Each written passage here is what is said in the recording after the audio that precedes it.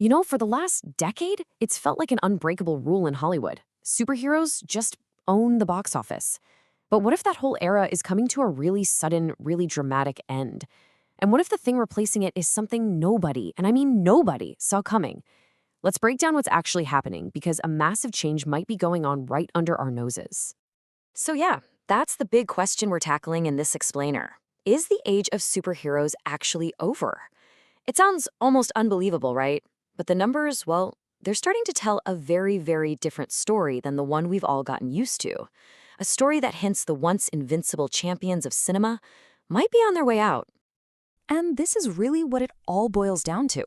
On one side, you have the establishment, the old guard, the capes and cowls we all know. But on the other side, a totally unexpected challenger has stepped into the ring. The paws and claws of animated talking animals. This is shaping up to be a real box office battle for the ages. To really get what's happening now, it actually helps to look back a bit. See, Hollywood moves in these big cycles. For decades, the Western was king. It was the dominant genre.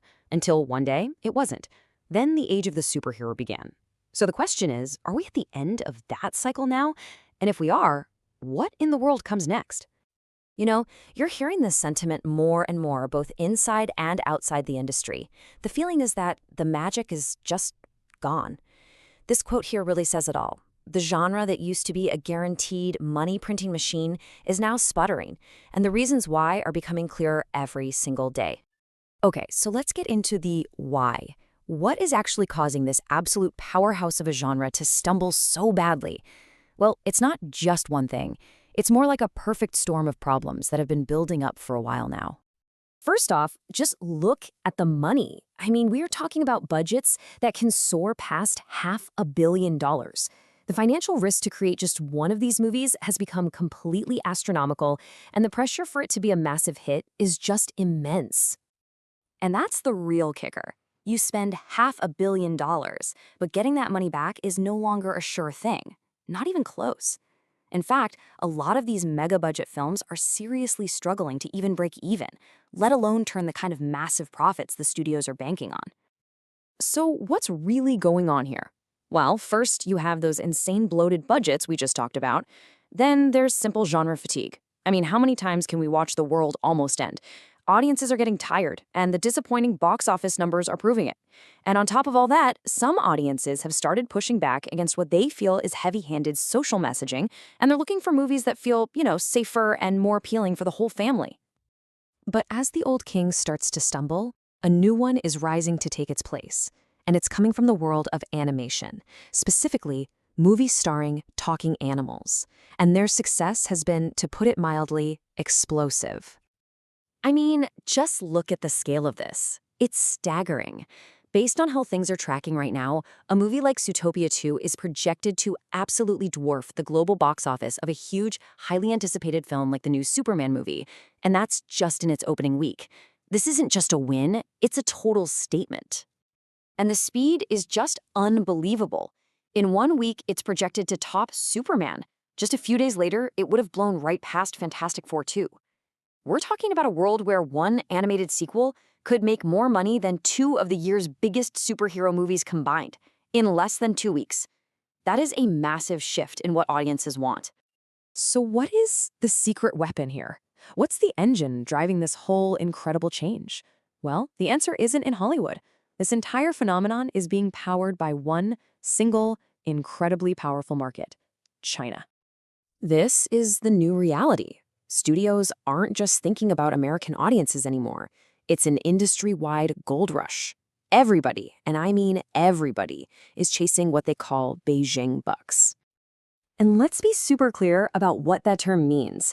Beijing bucks is all about the gigantic, game-changing profits you can make from China's moviegoers. This market is so huge that it's not just influencing marketing anymore. It is actively deciding which movies get a green light in the first place. So why is every studio so obsessed? It's about scale, pure numbers. China has over 1 billion people. Its middle class by itself is bigger than the entire population of the United States. If you can capture even a tiny fraction of that audience, you're looking at a massive payday. The kind of payday that can make or break a movie's success on the world stage. Okay, so what's the formula for success there? Well, a pretty clear pattern is emerging. The content needs to be safe for the whole family. It should have socially conservative themes. The jokes and characters need to be easy to translate. It tends to avoid the kind of social messaging that's caused a stir elsewhere. And maybe most importantly, it taps into what seems to be a huge, genuine love for talking animal movies in that market. So you have to understand, this isn't a one-off thing. This isn't a fluke. This is fast becoming Hollywood's new blueprint for the future. Studios think they've found a repeatable formula for global success, and you better believe they are going to lean into it hard. This is where we start to see how the global box office is going to shape the movies we all get to watch. And the playbook they're going to follow seems pretty simple. Step 1, immediately greenlight sequels to the stuff that's already working. So get ready for Zootopia 3, 4, and 5. Step 2, go digging through the vaults for any old movies that have talking animals. I'm talking stuff like Oliver and Company. And then step 3, just go straight to the source and adapt beloved Chinese myths, like the story of the Monkey King, for a worldwide audience. This quote right here just perfectly captures the new mindset in Hollywood. A huge studio like Disney thinks it's found the new magic formula for a guaranteed blockbuster. It seems like the road to $1 billion movie now runs directly through Beijing and Shanghai. They found the key, and they're going to use it again and again. And this brings us right back to where we started. We asked if the age of superheroes is over, but maybe the real question is actually much bigger. As studios keep chasing these international profits with this very specific formula, is the creative future of Hollywood, the stories that we all see on the big screen, now being decided not in Los Angeles, but halfway around the world?